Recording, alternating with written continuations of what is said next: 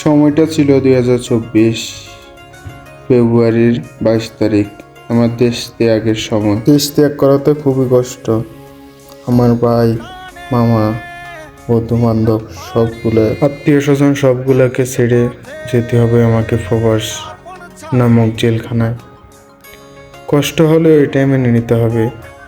সকল প্রবাসী ভাইরা অনেক কিছু ছেড়ে এটাই হচ্ছে আমার দেশে থাকার শেষ রাতটি।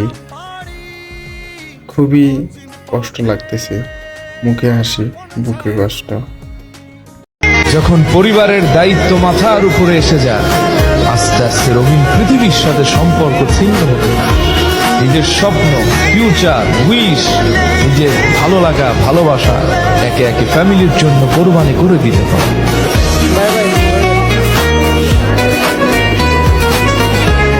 বুঝতে তো পারছেন জায়গাটা কোথায়। এটা হচ্ছে জেলখানা ঢুকার প্রবেশ গেট। এখান দিয়ে জেলখানা ঢুকে কিছুক্ষণ পর আমাদের টিকিট দিবে জেলখানা থেকে। টিকিট জন পেয়ে গেলাম, খুবই কষ্ট লাগতেছে। এই বুঝে আমার নতুন আরেকটা অধ্যায় শুরু হলো। নিজেকে গুছিয়ে নেওয়া, পরিবারের ভালোর জন্য, ইনকামের জন্য, সেটেল হওয়ার জন্য, নিজেকে প্রতিষ্ঠিত করার জন্য, পরিবারের আর্থিক দুর্বলতা কাটানোর জন্য আমি এই পদক্ষেপটা নিতে বাধ্য হয়েছি। আসলে কষ্ট হলে এটাই মেনে নিতে হবে। এটাই জীবন, এটাই সুখ, এটাই সব কিছু। কিছুক্ষণ পর চলে যাব। বাস্তবতা কি থেকে কি হয়ে গেল। কিছুদিন আগেও তো সবার সাথে ঘুরলাম ফিরলাম, সেদিন গেলাম, মামাদের সাথে অনেক জায়গায় গেলাম কিছুদিন আগে। আজ বুঝি শেষ, সব গল্প এখানে শেষ। কবে যে দেখা হবে তাদের সাথে, এই নিয়ে মাথায় রেখে আমি চললাম। সব কিছু বিসর্জন দিয়ে এই বুঝি পাড়ি দিলাম দূর প্রবাসে।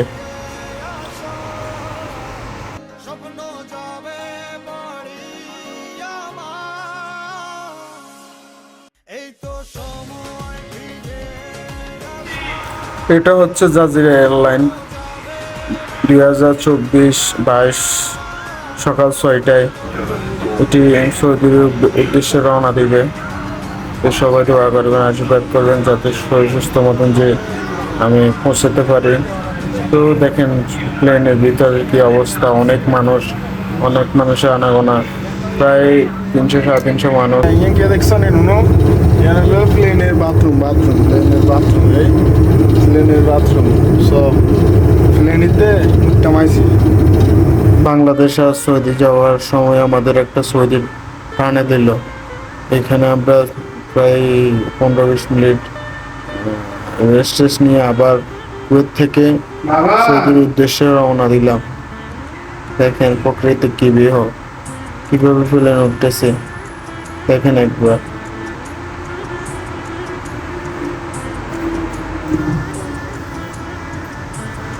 দেখেন উপরে যখন প্লেনটা উঠলো, নীল মেঘ। আমরা তো দেশে যখন আসছিলাম জঙ্গলের থেকে উঁচুর দিকে তাকালে দেখলাম নীল মেঘ। কবে যে নীল মেঘ দেখা পাবো। দেখেন নীল মেঘগুলা। আমরা মেঘের থেকে উপরে আছি, অনেক অনেক উপরে আছি মেঘ থেকেও। দেখেন মেঘ কিভাবে দেখা যায়, মেঘ কি দারুণ মেঘগুলা। দেখেন এটা হচ্ছে। অবশেষে আমরা পৌঁছে গেলাম সৌদির মাটিতে। এখন এয়ারপোর্ট বাইপাস করে আমরা সৌদির রাস্তায় আসলাম। সব আত্মীয় স্বজন বন্ধু বান্ধব ছেড়ে দূর প্রবাসে পাঠিয়ে দিলাম।